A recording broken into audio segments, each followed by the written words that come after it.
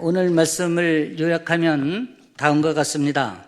바울은 자신의 육체의 질병으로 인한 연약함이 있었지만 그럼에도 갈라디아 교인들은 자신의 복음 전함을 하나님의 천사 또는 그리스도 예수와 같이 영접하였다라고 말합니다.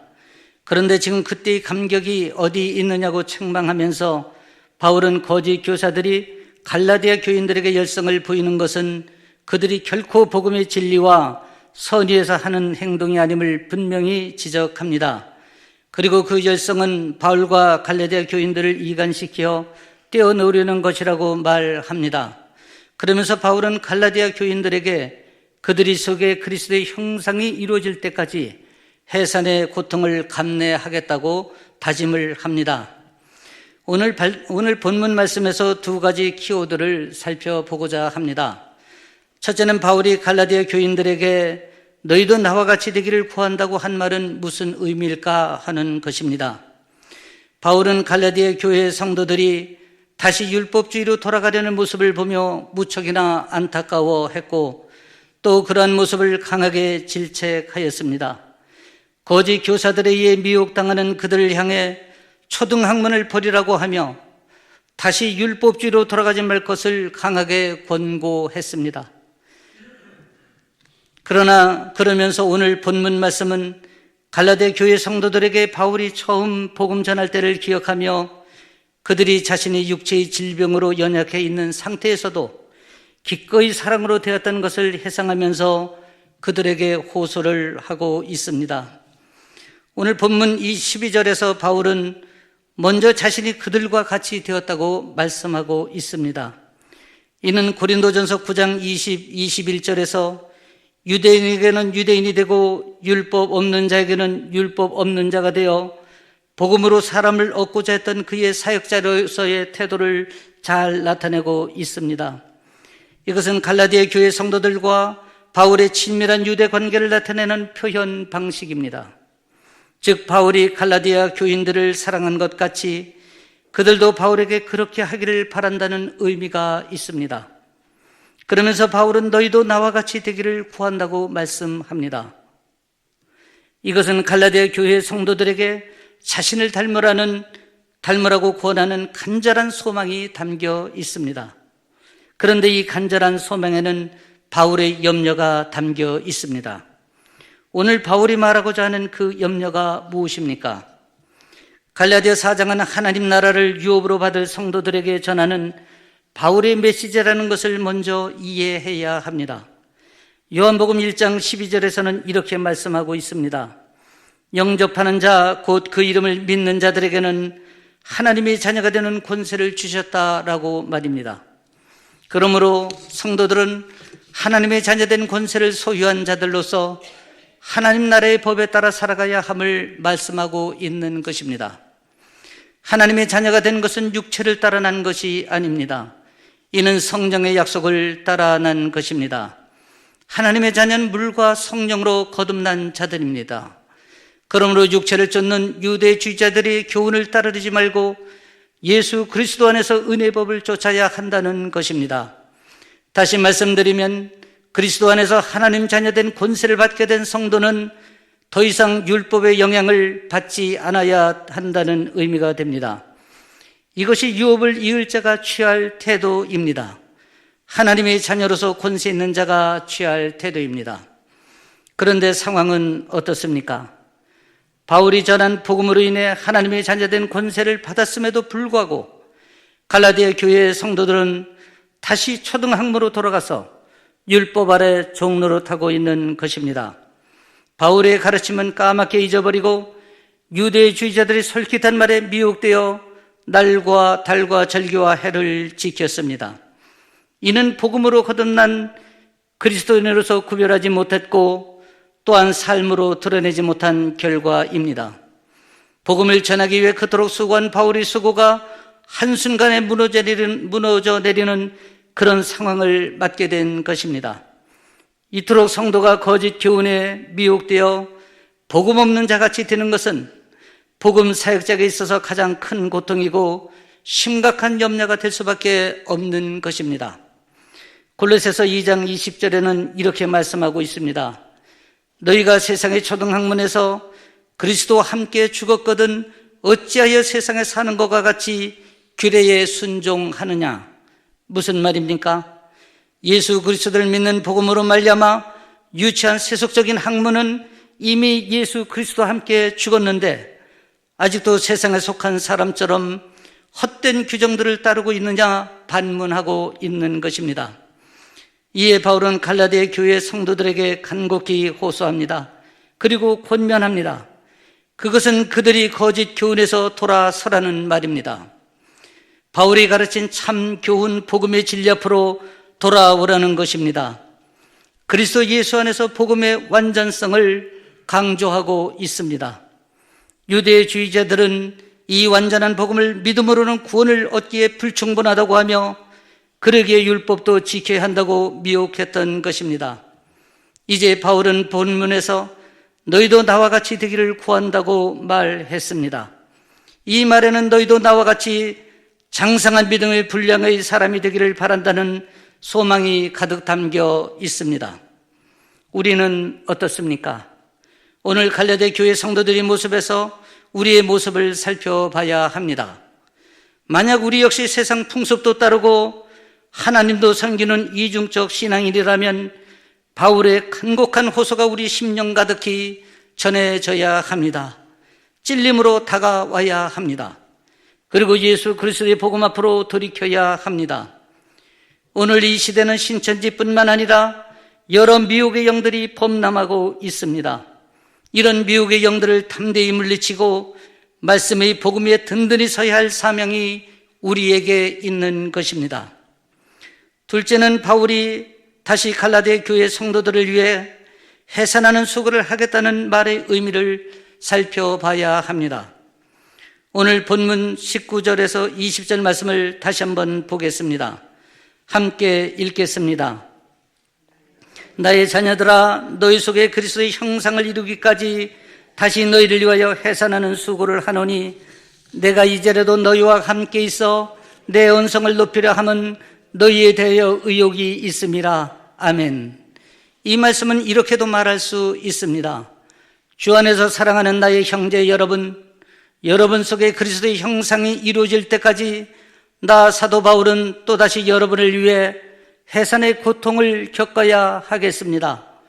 지금이라도 여러분과 만나서 언성을 높여 말하고자 하는 것은 여러분에 대한 거짓 교사들의 미혹이 있다는 의혹이 있기 때문입니다. 오늘 본문에서 바울이 말하는 해산의 수고는 갈라디아 교회의 교인들의 믿음이 그리스도의 형상을 이루기까지라는 목적을 두고 있습니다. 그리고 해산의 수고를 통해 제자로 세워놓은 그들이 거짓 교사들에게 힘없이 무너져버린 현실 앞에 깊은 안타까움과 실망감을 표현하고 있습니다. 그래서 언성을 높이려 한다고 했습니다. 이는 그들 그리스도의 형상에 이르기까지 성장시키기 위한 바울의 아비 같은 마음을 내포한 것입니다. 이제 무너진 그들이 복음에 대해 다시 해산의 수고를 하겠다는 바울의 결연한 의지가 나타나 있습니다. 바울이 이렇게 복음의 열정을 갖는 이유가 무엇입니까? 수고를 아끼지 않는 이유가 무엇입니까? 바울은 한때 그리스도인들을 핍박했던 사람이었지만 예수님을 인격적으로 만나 거듭난 자가 되었습니다. 그리고 예수 그리스도에 인한 구원의 감격과 복음의 빚진 자로서의 사명을 갖게 되었습니다. 이 놀라운 복음의 비밀을 사도의 사명으로 전한 데 일생을 바치는 변화된 사람입니다. 그러므로 바울은 복음 사역에 해산의 수고를 다하고 있는 것입니다. 그런데 우주 만물을 창조하신 하나님께서 우리를 하나님의 자녀로 낳기 위해 해산의 고통을 몸소 겪으셨다는 사실을 아십니까? 아니, 해산의 수고와는 비교할 수 없는 엄청난 고통을 기꺼이 감당하셨습니다. 그것은 하나님 자신이 인간의 모습으로 인카네이션 하셔서 스스로 십자가의 고통을 지신 것입니다. 우리 죄의 문제와 구원을 위해서 말입니다. 바울 역시 갈라디아 교회에 복음을 전하면서 감당해야 했던 수고를 해산의 수고에 비유하고 있습니다. 그 일이 얼마나 힘들었으면 해산의 수고에 비유했을까를 생각하게 됩니다.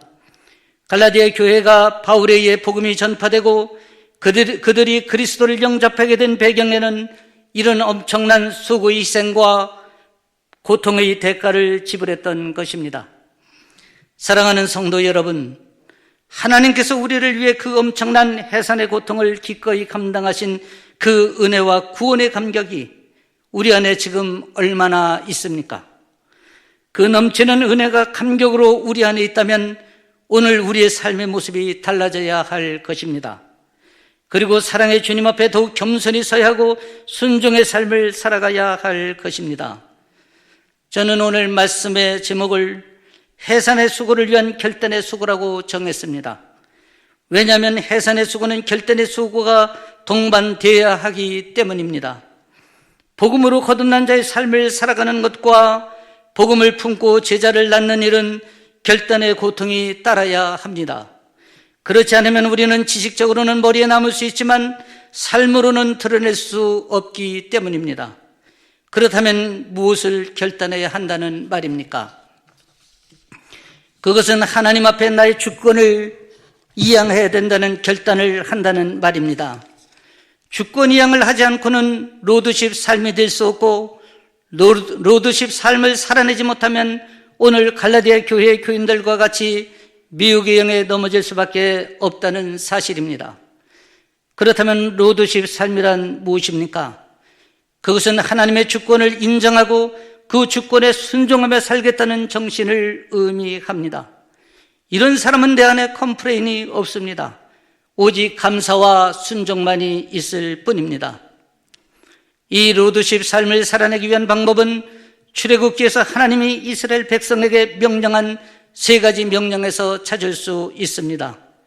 그것은 첫째, 첫 것을 하나님께 드리는 초태생 신앙입니다. 하나님께서 이스라엘 백성들을 출애굽시키기 위해 애굽에 내리는 10가지 재앙 중에 마지막 재앙이 애굽의 장자를 치는 것이었습니다. 그런데 어린 양의 피를 좌우 문설주에 바른 이스라엘 백성들이 사는 고센 땅만은 죽음의 사자가 넘어갔습니다. 그래서 첫 것은 하나님 것입니다. 그렇다면 초태생 신앙을 지킨다는 것은 무엇입니까? 그것은 하나님 중심, 하나님 제일주의, 하나님 으뜸주의를 말하는 것입니다. 다시 말씀드리면 가치적으로나 순서적으로나 하나님이 1순위가 되어야만 합니다. 왜냐하면 우주 만물을 창조하신 창조주이시고 만왕의 왕이신 하나님이시기 때문입니다. 그러므로 하나님의 일과 세상 일이 양립될 경우에는 주저없이 하나님 일이 우선되어야 합니다. 또한 초태생 신앙을 지키는 것은 우리 삶의 곳곳에 많이 있지만 신앙에서는 대표적인 것이 예배입니다. 그런데 우리는 어떻게 예배를 드리고 있습니까? 예배 시간을 10분, 20분 지각하는 사람들이 30% 이상 된다는 이 사실을 혹시 아십니까? 시간만 아니라 예배 자체가 하나님께 집중되어야 하고 영과 진리로 예배를 드릴 때 그것이 온전한 예배가 되고 하나님께서 흠양하시는 예배가 되는 것입니다. 왜 그렇습니까? 6월절 어린 양을 취하라고 하실 때 하나님께서는 흠없고 1년 된 수컷이라고 말씀하셨습니다. 다시 말씀드리면 우리가 드리는 예배에 흠이 없어야 된다는 의미가 되는 것입니다. 그래서 결단이 필요합니다. 둘째는 무교절을 지키라는 것입니다. 무교절은 누룩 없는 빵을 먹는 것을 말합니다. 누룩은 죄를 상징하기 때문에 누룩 없는 빵을 먹으라는 것은 곧 거룩한 삶을 살라는 하나님의 명령인 것입니다. 거룩은 구별을 의미합니다. 그런데 구별된 삶이 어디 그렇게 쉽습니까? 사람들은 예수를 구주로 믿는다고 하면서도 세상과 적절히 타협하기를 좋아합니다. 그런데 아십니까? 사탄은 이 타협을 전략의 도구로 사용한다는 사실을 말입니다. 그래서 조금씩 타협하다 보면 멸망의 나락으로 떨어져 버리게 되는 것입니다. 무교절을 지킨다는 것은 가야 할 것과 가지 말아야 할 것, 해서는 되는 것과 해서는 안 되는 것, 생각해야 될 것과 생각해서는 안 되는 것을 철저히 분리하는 것을 의미합니다. 이 역시 결단이 없이는 불가능합니다. 제 친구 한 사람을 소개하고자 합니다. 그는 육군 대령으로 예편해서 현재 남양주에 있는 합동측 장로교에서 장로의 직분으로 인생 후반기를 멋지게 살고 있는 사람입니다. 그가 사관학교 졸업 후 소위 계급으로 부대에 배치되었을 때 부대장이 회식을 하는 자리였습니다. 모두 술잔을 채우고 건배를 명령하는 그 자리에서 그 친구는 이렇게 말했습니다. 부대장님, 저는 기독교인으로서 술을 받을 수가 없습니다. 그리고 술잔을 엎어 놓았습니다. 순간 분위기가 싸늘해지며 심각한 상황을 맞게 되었습니다. 다른 사람들의 따가운 눈초리가 느껴졌습니다. 그들은 이해할 수가 없었던 것입니다. 마시지는 않더라도 받아놓을 수는 있지 않느냐고 생각했을 것입니다. 여러분은 어떠십니까? 여러분도 그렇게 생각하십니까? 그런데 단호히 구별했습니다. 그 친구는 그런 신실성과 또 남보다 더 열심히 모범을 보이는 성실성을 6개월간 지속했을 때 부대장은 이렇게 평가했습니다. 저 친구는 틀림없는 사람이야 라고 말입니다. 믿어도 된다는 신뢰의 표현입니다. 셋째는 구름기둥과 불기둥의 인도를 받으라는 것입니다. 다시 말씀드리면 성령님의 인도를 받으라는 것입니다. 그런데 어떻습니까? 우리가 성령님과 수시로 교통하고 소통을 하고 있습니까? 지식적으로는 성령의 인도를 받아야 한다고 하면서 또 그렇게 기도를 하면서도 우리의 모든 삶은 내가 주인이 되어 내가 생각하고 내가 판단하고 내가 결정해 버립니다. 바로 내가 왕권을 쥐고 있는 것입니다. 주권을 이양하라는 것은 모든 결정권을 하나님께 넘기라는 것입니다. 그럼에도 잠시 주권을 이양하는 듯 하다가 헤게모니를 내려놓기 싫어서 다시 찾아오는 것이 오늘날 우리의 모습은 아닙니까? 그렇게 해서는 성령님이 우리를 도우실 수 없습니다. 하나님께서 지키라는 이 세 가지는 성부, 성자, 성령의 연합을 의미합니다. 그러므로 우리가 주권 이양을 결단하면 성부 하나님, 성자 하나님, 성령 하나님의 하나이신 능력으로 넉넉히 감당할 뿐만 아니라 승리할 수 있는 것입니다. 그런데 이 결단에는 해산의 수고가 동반될 수밖에 없습니다. 왜냐하면 삶으로 드러내기가 결코 만만하지 않기 때문입니다. 그래서 결단이 필요하고 순종이 필요한 것입니다. 사랑하는 성도 여러분, 홍해를 건너셨습니까? 세례를 받으셨습니까? 그렇다면 세례적 삶을 살아가야 할 사명이 우리에게 있습니다. 세례적 삶이란 주권 이양을 결단한 사람으로서 하나님의 사상, 철학, 원칙 안에서 그분의 통치를 받아들이고 그분의 나라를 건설해 나가는 것입니다. 그것이 하나님 대행자로서의 삶을 살아가는 것입니다. 왕 같은 제사장으로서의 삶을 살아가는 것입니다. 왜냐하면 여호와의 장자이기 때문입니다. 그래서 결단의 수고가 빛을 발휘하는 것입니다. 한 사람을 소개하면서 말씀을 마치고자 합니다. 2018년 초 저희 회사 전자상거래를 도울 전일제 알바를 구하게 되었습니다. 광고를 보고 면접을 보러 온 한 사람에게 관심이 쏠렸습니다. 그분은 우리 노회 소속 대형교회에 출석하는 성도였고 그 교회 담임 목사 주례로 결혼도 했으며 수십 년째 가족 모두 그 교회를 섬기고 있는 분이었습니다. 그런데 온몸이 만신창이가 될 정도로 질병에 시달리고 있었으며 머리는 탈모가 되어 모자를 쓰지 않고는 다닐 수가 없는 사람입니다. 그는 유학파이며 세계 10대 유명 미대를 나온 사람이고 사회에서도 꽤 잘 나가던 사람이었습니다. 그런데 어떻게 이렇게 망가질 수가 있었을까 하는 안타까움과 긍휼의 마음이 동시에 일어났습니다. 오전 일을 마치고 점심시간을 이용해서 말씀을 나눴습니다. 바로 위에서 말씀드린 주권 이양에 대한 말씀을 삶으로 적용하면서 진솔한 나눔을 하던 중 갑자기 그분이 통곡을 하는 것이었습니다. 실컷 울도록 배려를 했습니다. 한참이 지난 후 그분이 이렇게 말을 합니다. 진작 이 말씀을 알았다면 오늘의 자기가 아니었다는 것입니다.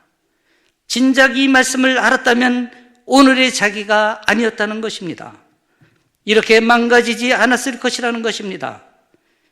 주권이양이 안 된 대부분의 사람들은 남을 비난하고 남을 정죄하는데, 이분은 오히려 자신을 지독히 정죄했던 삶을 오랫동안 살아왔던 것입니다. 그래서 머리를 손톱으로 뽑고 손톱으로 두피를 손상내서 이제는 머리가 날 수 없는 대머리가 다 된 것입니다. 뿐만 아니라 자기를 향한 정죄의 독은 온몸을 질병으로 가득 차게 해서 어디 하나 성한 데가 없고 곧 쓰러질 것만 같은 그런 안타까운 삶을 살아가고 있었던 것입니다. 아직 50세도 안 된 여성으로 말입니다. 이는 복음의 자유함을 누리지 못한 결과입니다. 그 이후 그분은 제가 강사로 섬기는 새가족반 5주와 1:1 출애굽기 속으로 12주를 자원하여 청강하였습니다. 그리고 비록 내 안의 삶은 군과지만 마음의 평강을 얻고 새롭게 출발하는 계기가 되었다고 고백을 했습니다. 악몽으로 잠을 이루지 못하던 평안의 삶이 되었다고 기쁨 가득한 얼굴로 여러 사람 앞에서 간증을 했습니다. 사랑하는 성도 여러분, 이 시대 바울이 누구입니까? 이제 저와 여러분이 바울 사도가 되어 복음 전달자가 되어야 하지 않겠습니까? 우리가 바로 하나님의 대행자이기 때문입니다. 우리가 바로 왕 같은 제사장이기 때문입니다. 이를 위해 바울과 같이 해산의 수고를 마다하지 않아야 할 책임과 의무가 저희에게 있습니다. 그리고 결단의 수고를 해야 합니다. 바로 이 시간에 말입니다. 왜냐하면 저와 여러분이 바로 하나님의 대행자 목자이기 때문입니다. 그래서 목자의 삶을 살아가야 할 사명이 우리에게 있습니다. 그러므로 스스로 자원하여 훈련받고 장성한 분량에 이르러야 합니다. 이것이 그리스도의 형상을 이루는 것입니다. 바울은 스스로 십자가에 매인 사람임을 고백했습니다. 그렇다면 우리는 어디에 매임을 받아야 합니까? 우리 역시 십자가의 매임을 받아야 합니다. 십자가의 매임은 복음의 능력이 됩니다. 율법의 완성과 세례의 완성은 바로 십자가이기 때문입니다. 이는 주권 이양자만이 그리스도 안에서 고백할 수 있는 특별한 은혜이기도 합니다. 오늘 바울의 고백을 통해 해산의 수고와 결단의 수고를 다짐하고 새롭게 출발하는 저와 여러분 되시기를 예수님의 이름으로 축복합니다.